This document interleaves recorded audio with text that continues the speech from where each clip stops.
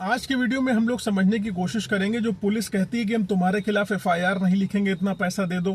क्या ये प्रैक्टिकली संभव है कि पुलिस एफआईआर ना लिखे तो आपका काम बन जाएगा? यहाँ पर आज के वीडियो में हम यही समझने की कोशिश करेंगे कि क्या पुलिस के एफआईआर ना लिखने से आपकी प्रॉब्लम सॉल्व हो जाएंगी। ऐसा है कि नहीं है वास्तविकता में, इसी पर हम लोग चर्चा करने वाले हैं। लेकिन उससे पहले हर बार की तरह मेरी आपसे रिक्वेस्ट है कि अगर आप लोग चैनल पर नए हैं या अभी तक आप लोगों ने इसे सब्सक्राइब नहीं किया तो प्लीज सब्सक्राइब करिएगा। साथ ही साथ एक हम्बल रिक्वेस्ट और है, अगर फेसबुक, इंस्टाग्राम, ट्विटर पर मुझसे नहीं जुड़े हैं तो जुड़िए, लिंक आपको डिस्क्रिप्शन में मिल जाने वाला है। देखिए, जैसे आपके खिलाफ कोई शिकायती पत्र थाने में जाता है, यानी कि कोई भी महिला या कोई व्यक्ति किसी भी मामले में आपके विरुद्ध एफआईआर पंजीकृत कराने के लिए, मुकदमा पंजीकृत कराने के लिए पुलिस स्टेशन जाता है या जाती है, उस कंडीशन में पुलिस सबसे पहले क्या करती है, जो आपके खिलाफ मुकदमा लिखाने गया उससे आपकी डिटेल्स मांगती है। और लोग हंसते हंसते आपकी डिटेल्स दे देंगे, आपका नंबर दे देंगे, फिर पुलिस आपको फोन करती है। यहीं से खेल शुरू होता है पुलिस का, ब्लैकमेलिंग का और एक्सटॉर्शन का। इलीगल तरीके से पुलिस वाले खुद को लीगल बताते हुए एक्सटॉर्शन इस मामले में करते हैं। पुलिस का एक ऐसा है कि हमारे खिलाफ मुकदमा पंजीकृत कर, तुम्हारे खिलाफ मुकदमा पंजीकृत कराने हमारे पुलिस स्टेशन में आई है। अब हम चाहते हो कि तुम्हारे खिलाफ अगर मुकदमा ना पंजीकृत करें तो तुमको हमें समझना पड़ेगा। समझना ऐसे पड़ेगा कि आपको कुछ हमें धन देना पड़ेगा, कुछ पैसा देना पड़ेगा। घूस मांगते हैं, बेसिकली रिश्वत, ठीक है। वो कहते हैं कि आपको हमें देना पड़ेगा और हम आपके खिलाफ मुकदमा पंजीकृत नहीं करेंगे और लड़की को भगा देंगे या किसी भी व्यक्ति को भगा देंगे जो आपके विरुद्ध मुकदमा पंजीकृत कराने गया। अब पुलिस ने ये कह दिया और आप एकदम बल्ले बल्ले हो गए। कोतवाल साहब ने हमको कह दिया है कि हमारे खिलाफ मुकदमा नहीं लिखेंगे, कुछ भी हो जाए हम पैसा दे देंगे। पैसा आपने पुलिस स्टेशन में जाके दे दिया। अब आपको यहां पर लगता है कि हमने पुलिस स्टेशन में पैसा दे दिया तो हमारे खिलाफ अब मुकदमा नहीं लिखा जाएगा, क्योंकि कोर्ट भी अगर व्यक्ति जाएगा तो आख्या पुलिस से ही मंगाई जाएगी, एटीआर पुलिस से ही मंगाई जाएगी, पुलिस हमारे पक्ष में रिपोर्ट लगा के दे देगी। ये आपके मन में थॉट्स चल रहे होते हैं। लेकिन अब आप सोच लीजिए कि आपको लगा कि आपने पुलिस को पैसा दे दिया, ऑप्शन अपोजिट पार्टी का क्लोज हो गया। ऐसा नहीं है।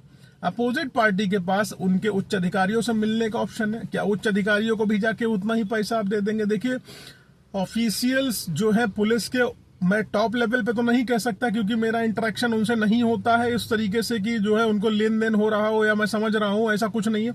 लेकिन नीचे के लेवल पे मैं रेगुलर देख रहा हूं पुलिस वाले किस तरीके से पैसा खाते। हो सकते हैं वो टॉप लेवल पे हो, उनके बारे में किसी को पता ना चलता हो, लेकिन नीचे के लेवल पे तो हजारों वीडियो डेली वायरल होते हैं कि घूस लेते पकड़े गए, एंटी करप्शन की टीम ने पकड़ा। अभी एक नई लड़की निकिता शर्मा या निकिता पांडे उसका नाम था, गोरखपुर पिपराइच में भर्ती हुई थी, प्रोविजन पीरियड पे थी, नई भर्ती 10,000 लेते हुए पकड़ गई, नाम काटने और बढ़ाने के नाम पे। अब आप ये समझ लीजिए कि पुलिस ने कह दिया कि हम एफआईआर नहीं पंजीकृत करेंगे, आपने पैसा दे दिया। अब वो उनके उच्च अधिकारियों के पास, जो लीगल ऑप्शन है मैं बता रहा हूं, उसके पास, उनके उच्च अधिकारियों के पास पहुंच गई। मान लो कमिश्नर साहब के पास पहुंच गई, रोना गाना कर लिया उसने और आपके विरुद्ध कमिश्नर साहब ने कह दिया, थाने को लिखित आदेशित कर दिया कि इस मामले में अभियोग पंजीकृत करो। तब तुम कहां जाओगे? मुकदमा पंजीकृत हो गया। अब मुकदमा पंजीकृत हो गया तो झेलोगे। मान लो उच्च अधिकारियों को भी एप्लीकेशन देके मिला के कोई काम नहीं हुआ तो आपकी अपोजिट पार्टी के पास एक ऑप्शन तो है, वो कोर्ट में चली जाएगी। अब मजिस्ट्रेट कोर्ट में 156(3) पहले दाखिल होती थी, अब 175(3) बीएनएस के तहत दाखिल होती है। वो कोर्ट के माध्यम से आपके विरुद्ध मुकदमा पंजीकृत कराएंगी। कोर्ट से मुकदमा पंजीकृत अगर नहीं हुआ, मान लीजिए वो रिजेक्शन हो गया और आपको पुलिस बोलेगी इस दौरान कि हम तुम्हारे पक्ष में रिपोर्ट बना के दे देंगे। अब पुलिस के पास मजबूरी है आपके पक्ष में रिपोर्ट बना के देना। कोई पुलिस ने आपके ऊपर एहसान नहीं करना है। पूछिए किस लिए? वो इसलिए क्योंकि पुलिस ने पैसा लिया, इसलिए नहीं। पुलिस ने क्योंकि उस महिला की या उस व्यक्ति की एफआईआर नहीं पंजीकृत करी, क्योंकि एफआईआर पंजीकृत करना पुलिस की ड्यूटी है। ये ललिता कुमारी के जजमेंट में भी एक्सप्लेन किया गया है। यूपी में डीजीपी साहब का सर्कुलर भी इस मामले में कि ललिता कुमारी की लाइट में एफआईआर पंजीकृत करी जाए जब कोई व्यक्ति पुलिस स्टेशन में जाए एफआईआर लिखाने के लिए। तो लेकिन एफआईआर नहीं पंजीकृत करी गई। अब पुलिस ने एफआईआर चूंकि स्वयं से पंजीकृत नहीं करी अपने पुलिस स्टेशन में, तो क्या पुलिस आपके उस लड़की के या उस व्यक्ति के पक्ष में रिपोर्ट लगा के भेजेगी जिसका मुकदमा उसने नहीं पंजीकृत किया? अगर उसने ये रिपोर्ट उनके पक्ष में लगा के देगी, हाँ ये घटना वास्तविक है, तो फिर उनके ऊपर भी तो क्वेश्चन रेज होगा कि भाई तुमने जो है एफआईआर पंजीकृत क्यों नहीं करी? तुम्हारी ड्यूटी थी, जब तुमको पता था कि ये घटना वास्तविक है तुम्हें एफआईआर लिखनी चाहिए थी। तो पुलिस जाहिर सी बात है नेगेटिव रिपोर्ट उनके पक्ष में लगा के देगी, उनके अगेंस्ट लगा के देगी कि भैया ऐसी कोई घटना यहाँ नहीं कारित हुई, ये सब झूठ बोल रही, मनगढ़ंत कहानी है। ये होता है। अब मान लीजिए कोर्ट चली गई, कोर्ट से इनकी 156(3) रिजेक्ट हो गई या 175(3) रिजेक्ट हो गई बीएनएस की। बेनेसेस की, तो उस कंडीशन में क्या होगा, उस कंडीशन में उनके पास एक ऑप्शन है कि वो क्रिमिनल रिवीजन में चली जाएंगी। क्रिमिनल रिवीजन जनरली अलाउ हो जाता है, क्रिमिनल रिवीजन भी मैं कह रहा हूँ खारिज हो गया, तो एक और तरीका है ना कि वो हाई कोर्ट चली जाएंगी, और हाई कोर्ट भी तो मैटर को देखेगा।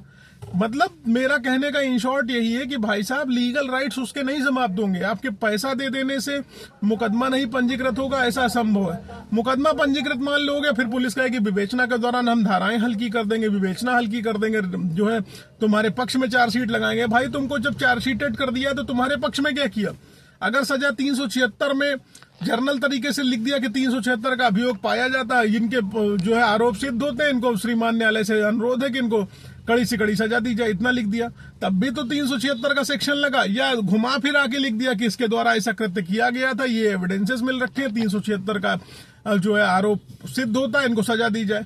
तो अलग क्या कर दिया? अगर 376 की धारा चार्जशीट में लग गई है और पहले भी लग रही है, अभी भी लग रही है, तो हल्की क्या करी उसने? सजा तो उतनी होनी है ना, मोर देन 7 ईयर्स आपको सजा होनी है, जेल तो तुम्हें जाना ही जाना है ना। इसलिए अपने लीगल राइट्स के लिए लड़ो, अपने आप को डिफेंस करने के लिए लड़ो। पुलिस को मैनेज करके आपको रिजल्ट 0 निकलने वाला है, ठीक है। उम्मीद है इस वीडियो से कुछ ना कुछ सपोर्ट मिलेगा, हेल्प मिलेगा। अगर ऐसा है तो प्लीज वीडियो को लाइक शेयर करना, चैनल को सब्सक्राइब करना। फेसबुक इंस्टाग्राम ट्विटर पर नहीं जुड़े तो वहां जुड़ो, लिंक आपको डिस्क्रिप्शन में मिल जाने वाला है। धन्यवाद।